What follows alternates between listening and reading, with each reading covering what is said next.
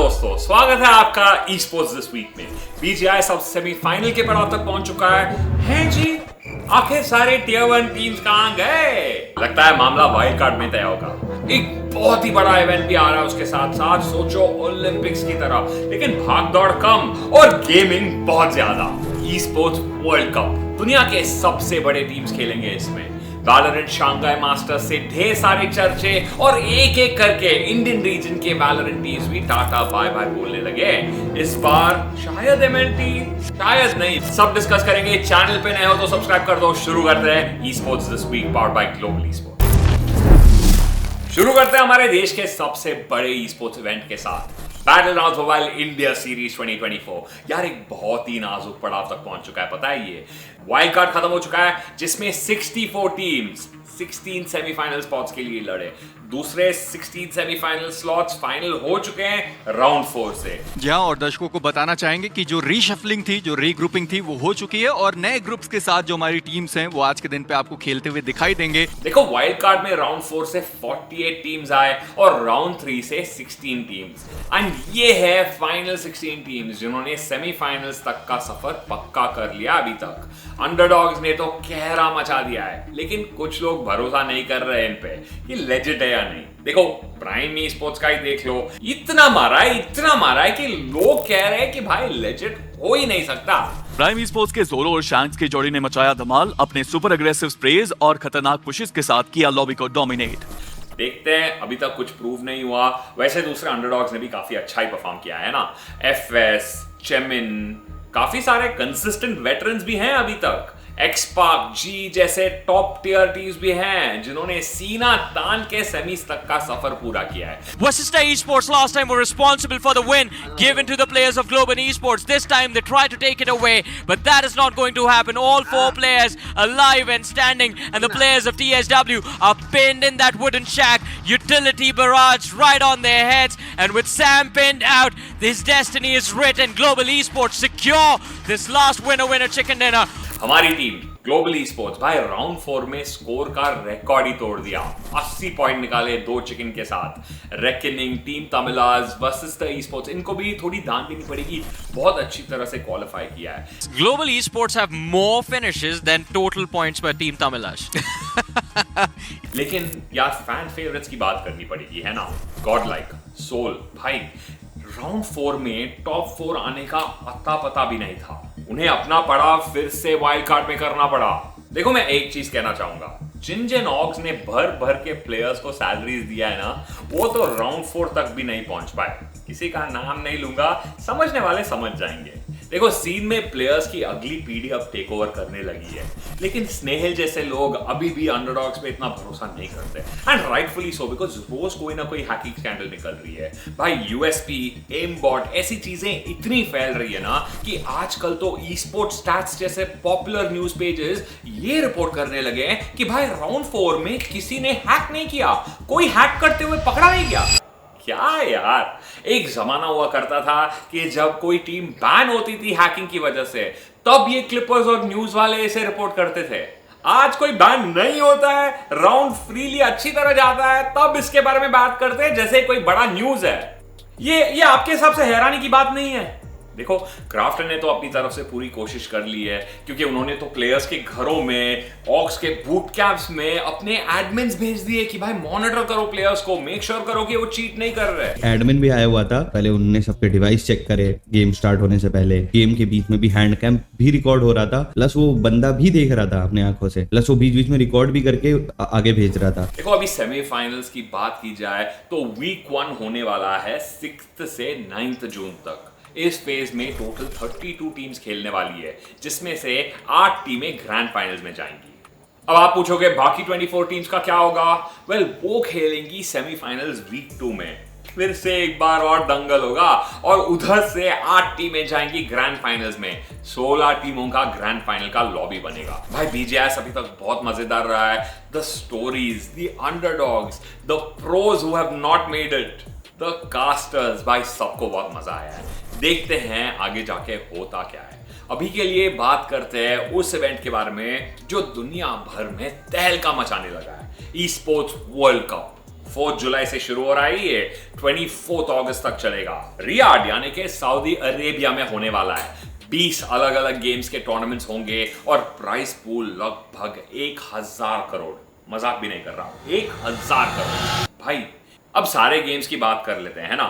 Dota 2 में 20 टीमें 50 करोड़ रुपए के प्राइस पूल के लिए कंपीट करेंगे। टीम्स को ड्रीम लीग और ESL 1 टूर्नामेंट्स में परफॉर्मेंस के आधार पर चुना जाएगा और कुछ स्पॉट्स रीजनल क्वालिफायर से भरे जाएंगे। काउंटर स्ट्राइक 2 15 टीमें, जिनमें नावी और टीम स्पिरिट जैसे बड़े नाम भी शामिल है। 7 से 21 जुलाई के बीच 8 करोड़ का प्राइस पूल होने वाला है ये टीम्स के बीच में। ओवरवॉच 2 16 टीमें, इधर भी 8 करोड़ का प्राइस पूल। भाई 8 करोड़ का प्राइस पूल ओवरवॉच में कभी सोचा ही नहीं था। रेनबो सिक्स सीज 16 करोड़ का प्राइस पूल, ब्राजील से 4 टीमें और मुकाबला 31 जुलाई से 4 अगस्त तक। टीम्स दुनिया भर से, जिनमें नॉर्थ अमेरिका, यूरोप, एशिया, भाई हर रीजन से टीम शामिल है। और सबसे बड़ा गेम एपेक्स लेजेंड्स 40 टीमें, जितना लगता है। समस्या यह है कि e sports world cup Saudi Arabia में हो रहा है। सऊदी अरेबिया एक ऐसा देश जहां नियम कानून बहुत सख्त होते हैं, खासकर कुछ लोगों के लिए। ऐसा एक ग्रुप है LGBTQ+ कम्युनिटी। LGBTQ+ मतलब है लेस्बियन, गे, बाइसेक्सुअल, ट्रांसजेंडर और क्वेयर कम्युनिटी। ये वो लोग हैं जो अलग तरीके से प्यार करते हैं, अलग तरीके से अपनी पहचान बनाते हैं। सऊदी अरेबिया में LGBTQ+ होना मुश्किल है और कभी कभार खतरनाक भी हो सकता है। वहां का कानून इन लोगों को इस कैटेगरी में आने के लिए ही सजा दे सकता है। इस वजह से उन्हें उधर खुल के जीना और सुरक्षित महसूस करना काफी मुश्किल होता है। जब इतना बड़ा इवेंट ऐसी जगह पर होस्ट होता है जहां सब लोगों को बराबर से इक्वली ट्रीट नहीं किया जाता, तो ऐसे लगता है कि ई स्पोर्ट्स वर्ल्ड कप की मैनेजमेंट इन प्रॉब्लम्स को इग्नोर कर रहा है। कुछ लोग सोचते हैं कि इसकी वजह से ई स्पोर्ट्स वर्ल्ड कप को सऊदी अरेबिया में नहीं होस्ट होना चाहिए। ओवरवॉच की एक टीम एक्स ओब्लिवियन ने तो अपने सोशल्स पे ही डाल दिया कि वो ई स्पोर्ट्स वर्ल्ड कप में भाग नहीं लेंगे।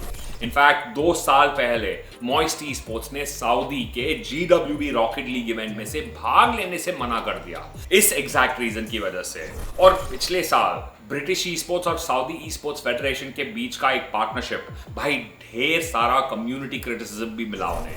सच बात तो यह है कि एक बहुत ही नाजुक मैटर है। आगे बढ़ते हैं VCT मास्टर्स शंघाई की तरफ। क्लाइमैक्स स्टेजेस तक पहुंच चुका है ये इवेंट। स्विस ब्रैकेट खत्म और फाइनल 8 टीमें डबल एलिमिनेशन प्लेऑफ्स खेलने वाले हैं। 9 जून तक चलेगा। बहुत स्पाइसी होने वाला है ये इवेंट, क्योंकि 2022 मास्टर्स रेयकविक का रीमैच है ये सीरीज, जहां PRX ने G2 को घर भेज दिया था। G2 अब T1 और हेरेटिक्स जैसे टीम्स को हरा के काफी मोमेंटम ले चुका है। मजा बड़ा आएगा। EDG चाइना का एक लौता बचा हुआ टीम है इस इवेंट में और उन्होंने टीम हेरेटिक्स को एज एन ओपोनेंट चुना है ओपनिंग राउंड में। 100 थीव्स जो इस इवेंट के फेवरेट्स हैं, उनका मैच हुआ FUT के अगेंस्ट, जो उन्होंने इजीली जीत लिया। सबसे बड़ा ओपनिंग मैच तो है फनाटिक और जेंजी का। भाई EMEA stage 1 champs versus masters middle runner up.